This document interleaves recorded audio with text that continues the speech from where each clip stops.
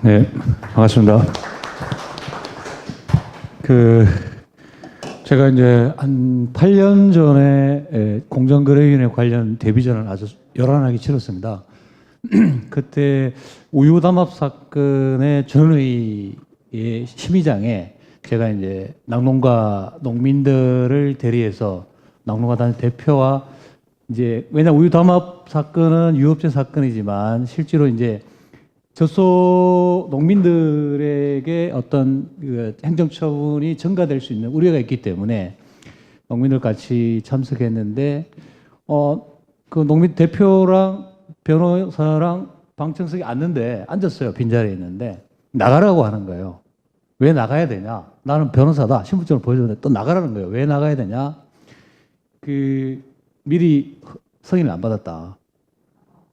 이 공개 심의, 공개 재판인데 미리 승인을 안 받아서 신청을 안 해서 들어올 수 없다 그러더라고요. 그리고 이제 쫓겨났죠. 그리고 옆에 가니까 복도에 기자가 4명인가 있는 거예요. 그게 농업 관련 기자분들이 아마 공정위원회 처음 오신 것 같아요. 왜 못 들어가고 있냐? 아, 기자인데. 기자도 승인 없이 못 들어간다 이렇게 이야기를 하더라고요. 그걸 보면서 정말 이 공정거래위원회의 모습을 단적으로 보여주는 아주 극단적인 예다. 이렇게 한 첫 그 경험이 그렇게 컸습니다. 충격이 컸고, 그래서 제가 이제 헌법 소원을 제기하고, 그 다음에 이게 변론권 침해다. 이렇게 해서 언론이 좀 알려지고 막 이랬는데, 그 뒤로 이 문제, 즉 공정거래위원회 심의 절차가 기자들에게조차, 공정거래위원회 출입 기자들조차도 제대로 들어가지 못한다는 상황을 파악하고 나서 정말 답답했더라고요. 이게 비공개라는 거예요, 비공개. 사실상 그때까지만 해도 기자들도 공정거래위원회에서 보도자료 만들어주는 거 보고 기사를 썼다는 거예요. 국민에게 엄청나게 영향을 미칠 수 있는 주요 사건들조차도 공정거래위원회가 만들어주는 자료를 보고 기사를 썼다는 거예요. 이건 안 된다는 거예요. 이게 투명하게 바뀌는데 1년이 걸렸습니다. 한 변호사가 헌법소원을 제기하고 기자들이 열심히 기사를 쓰고, 저는 기자한테 얘기했습니다. 당신들 뭐 했느냐 그동안. 왜 취재하면서 공정거래위원회가 공개재판인데 왜 들어가서 취재를 못했느냐. 할 말을 못하는 거예요. 그리고 한 1년 뒤에 그 다음에 여름에 중앙일보 기사가 아직도 생각납니다. 2면 3면을 전체 공정거래위원회 전회의 심의장 그림을 칼라로 그렸어요. 자, 이제부터 전원회의 심의 전적으로 공개하기로 했다. 뭐 방청석이 모자라면 옆방에 TV를 켜서라도 보여주겠다. 이렇게 변화가 왔어요. 한 변호사의 처절한 어떤 투쟁이라고 하면 투쟁이고 법적 다툼 결과에 그렇게 변화가 왔었는데, 그런 경험 속에서 공정거래위원회가 어떻게 바뀔 것인가라는 고민을 한 8년째 하고 있는데, 그 뒤로 좀 주요 사건들을 기억해 보면 생명보험사 담합 사건에서 이제 그때 제가 서울지방법원 인권이사 할 때인데 그 집단소송 하자. 그래서 이제 그 생명보험사 그때 금융소비자연맹이 피해액 국민 전체 피해액 보험가입자 피해액 산출액 한 10몇 조 돼 14조 정도 된다고 이렇게 언론이 나오는데 정확한 수치인지는 확인이 필요하겠지만, 그래서 너무 심각해서 한 생명보험사 빅3 세계에서 그 10명씩에서 집단소송을 제기했습니다. 이 사건은 이현시 사건입니다.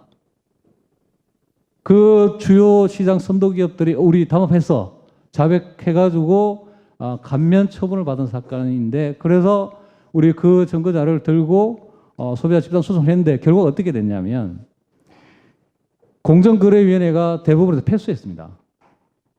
법위반 기업이 내 법위반 했다고 자백한 사건이 대법원 가서 담합이 아니다, 법위반 아니라고 판결을 한 사건이에요. 오늘 공정거래위원회 나오셨는데 그 사건을 거의 기억하고 있고, 이디언 씨 했는데 담합이 아니라고 법원에 결정 난 게 전 세계적으로 유례가 있는지 또 이런 그 부분을 어떻게 처리할 것인지 대단히 의문스러운 그런 경험을 한번 했었고요.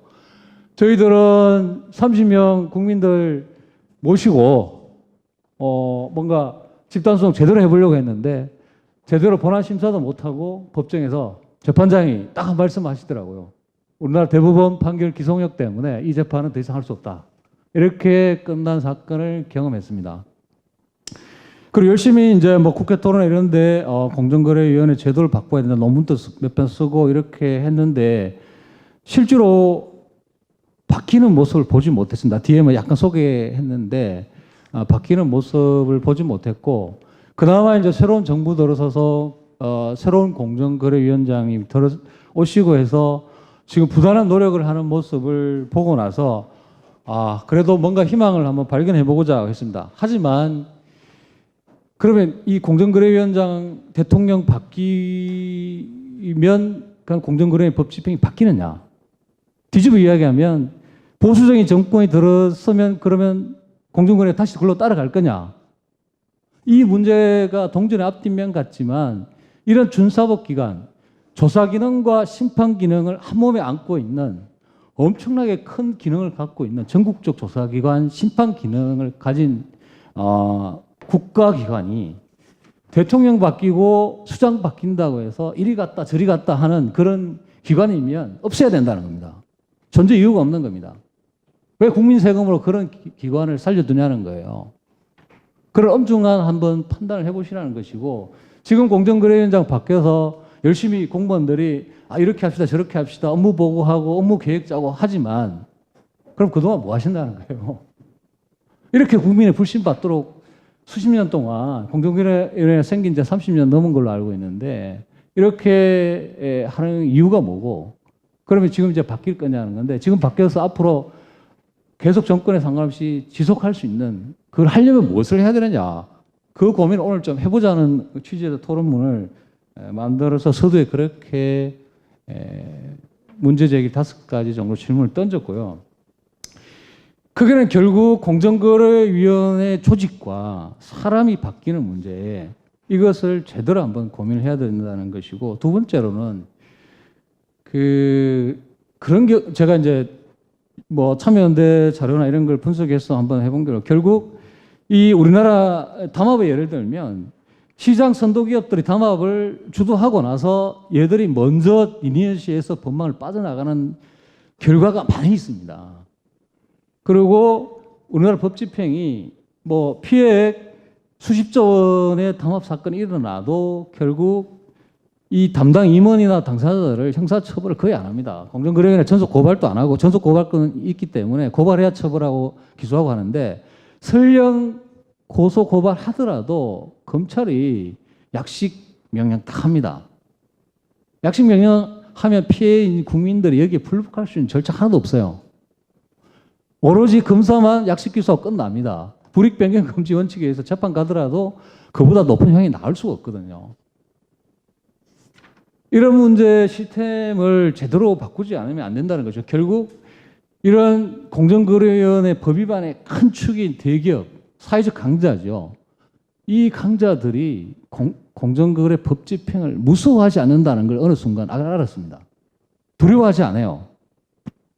수많은 공정거래위원회 상임위원 출신, 국장 출신들 대형 로펌에 상주하고 있고 상근하고 근무하고 있고 언제든지 뭔가 공정거래위원회가 큰 산업계의 조사가 시작된다는 정보가 입수되면 니네시 합니다. 그래서 모든 게 해결돼요. 과징금 안 물고 담당 임원 처벌 안 받습니다. 그런 시스템으로 그리고 소비자들이 뭔가 집단 소송을 해라 이거죠. 하면 이 절차 그동안 열 몇 건의 소비자 집단 소송을 말이 집단 소송이 그냥 소송입니다. 당사자가 많기 때문에 집단 소송이 하는 건데 해봐야 결국 뭔가 성수하고 이 법 위반 기업들에 대해서 정확하게 페널티를 가해서 뭔가 그에 상응하는 재판이 한 번에 나온 적이 있냐? 없습니다. 찾아보세요. 없다니까요. 이런 법 집행 시스템을 갖고 지금 공정거래위원회, 공정거래법, 경쟁법을 위반했던 앞으로 위반할 기업들이 과연 무서워하겠느냐? 무수하도록 이 시스템을 바꿔야 된다는 것입니다. 거기에 집단소송과 징벌적 손해배상제도, 뭐 사인들 구제 절차 이런 디테일한 세부 제도를 완비하는 게 맞겠죠. 이 큰 두 축이 어느 게 중요하냐? 둘 다 중요합니다. 법도 바꾸고 시스템도 바꾸지만 사람이 바뀌고 조직이 바뀌어야 된다. 그런 이야기를, 이건 결론입니다. 그냥 결론이고. 그래서 무엇을 해야 되느냐? 여러 가지 좀 강론적인 이야기를 할 수 있는데 시간 관계상 좀 생략하고, 사실은 아까 말씀드린 것처럼 조사기능과 심판기능, 전국적 단일한 조직, 이 큰 힘에서 과연 제대로 하지 않으면 어떤 현상이 벌어지느냐. 그 법 위반의 반대축에 있는 일반 서민들, 국민들, 소비자들이 이 공정거래 구제 절차, 사법 절차가 그림의 떡이 돼버린다는 것입니다. 우리가 그림의 떡을 먹기 위해서 세금 내고 공정거래 집행을 하도록 국민이 그렇게 기대하지는 않았습니다. 제발 이것을 진짜 공정거래 피해자들이 피해를 구제받고 권한을 행사할 수 있는 국가기로 거듭나도록 해야 된다는 것이고, 거기에 대한 사명을 가져달라는 것이고, 지금 이제 지속적으로 제 개인적 경험상 언론 보도상 보면 결국 이 공정거래 법 집행의 영역은 대기업의 영역이고 대형 로펌의 영역이고 공정거래위원회 퇴직 고위 관료들의 영역이 되어버렸습니다. 심지어 공정거래법 전공한 학자분들조차도 논문을 분석해 보면 결국 대기업에게 규제를 풀어주자, 뭔가 편하게 하고 잘하자는 쪽에 논문이 월등하게 많습니다. 이 공정거래법 위반 피해 반대편에 있는 사람을 보호하기 위한 이론 개발과 실천은 거의 전무하고, 여기 오늘 토론에 주최한 참여연대나 희망본부 이런 데서 열심히 싸워왔지, 그 이외에는 이런 이론 생산이 안 돼 있다는 거예요. 너무나 위험한 한국 사회가 돼 있는 겁니다. 학자들이 그동안 뭐 했냐? 미국도 마찬가지입니다. 시카고 학파, 하버드 학파 이쪽에 마이크로소프트 어떤 심판 나오고 하면 학자들이 줄을 씁니다. MS에 붙을 것인가, 정부청에 붙을 것인가. 붙는다 표현이 좀 어색하지만 그렇게 줄을 씁니다. 거기에 돈이 따르겠죠. 연구 프로젝트가 따르고. 학자들이 지금 그렇게 움직이고 이런 생산하고, 국내도 마찬가지입니다. 유명한 대학일수록 이 사람들이 쓰는 논문을 보면 결론이 그 기업에 유리한 방향으로 논문이 나가고 있는 겁니다. 너무 안타까운 상황이죠. 이런 부분을 좀 깨주고 제대로 물꼬를 터야 되겠다는 것이고요.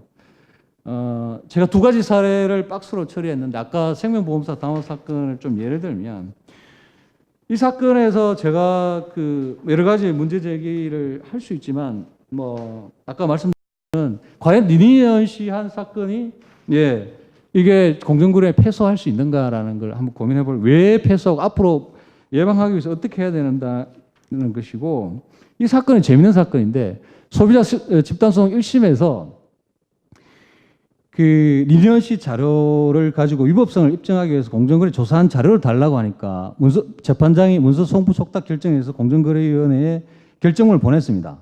공정거래위원회는 못 보내겠다 했습니다. 거부했어요. 그래서 우리 재판장이 그러면 공정거래위원장을 증인으로 불러서 조사 내용을 그러면 정언으로 듣겠다 채택했습니다. 공정거래위원장이 나올 리가 없죠. 그제서야 공정거래위원회에서 겁이 나서 문서 송부 촉탁 결정 응하겠다 이렇게 결정을 한 사건입니다. 현장에서 이런 일이 벌어지고 있습니다. 정무위원회 국회의원들 잘 좀 한번 제 말씀 들어주십시오. 그리고 뭐 직원이 볼펜 던진 사건은 제 개인적으로 피해 사례라기보다는 단면적으로 보여주는 겁니다. 공정거래 공무원들이 일반 소비자, 피해자를 대리한 변호사들을 향한 그 마인드를 보여주는 겁니다. 저 혼자만 있으니까 변호사 4명이 있었습니다. 시간 관계상 좀 결론부터 다시 한번 정리해드리면, 미국은 공정거래법 위반하면 삼성전자, LG전 임원들 구속시킵니다. 6개월, 1년 구속 전례가 있습니다. 한국은 전혀 없는 것이죠. 그리고 또 하나는 한국 대기업, 글로벌 대기업조차도 미국에서 뭔가 담합 조사를 받으면 소비자들한테 먼저 우리 좀 빨리 합의하자 이렇게 이야기합니다. 그만큼 경쟁법 시스템이 무섭다는 것인데, 한국은 피해의 얼마로 산정되고 올려 나오던 전혀 소비자를 만나서 우리 합의하자 이런 전례가 없습니다. 재판 와도 무시합니다. 이런 현상들을 보고 좀 공정거래위원회 앞으로 법 집행을 어떻게 할 것인지 고민해달라는 그런 제 소망을 말씀드립니다. 감사합니다.